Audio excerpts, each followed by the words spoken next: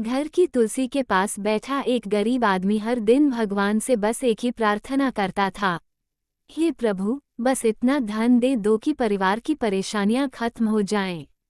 उसका नाम था मोहन। घर में तंगी इतनी थी कि कभी कभी चूल्हा भी नहीं जलता था।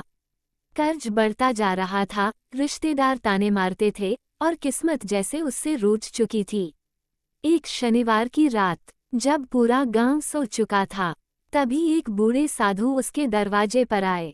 साधु की आंखों में अजीब चमक थी। उन्होंने धीमी आवाज में कहा, अगर शनिवार के दिन तुलसी के पौधे में नारियल चढ़ाकर ये 3 काम कर लिए तो माँ लक्ष्मी की कृपा तुम्हारे घर पर ऐसी बरसेगी कि धन संभालना मुश्किल हो जाएगा। मोहन घबरा गया। उसने हाथ जोड़कर पूछा, बाबा, कौन से 3 काम?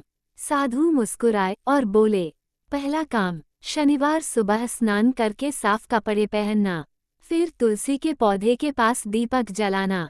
दूसरा काम, एक साबुत नारियल लेकर उसे श्रद्धा से तुलसी माता के पास रखना और मन ही मन अपनी सबसे बड़ी इच्छा बोलना।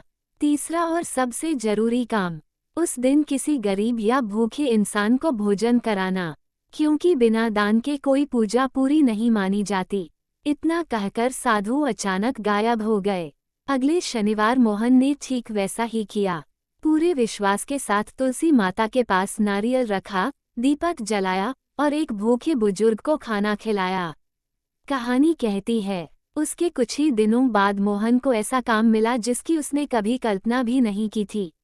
धीरे धीरे कर्ज खत्म हुआ, घर में खुशहाली आने लगी और लोग उसकी किस्मत देखकर हैरान रह गए।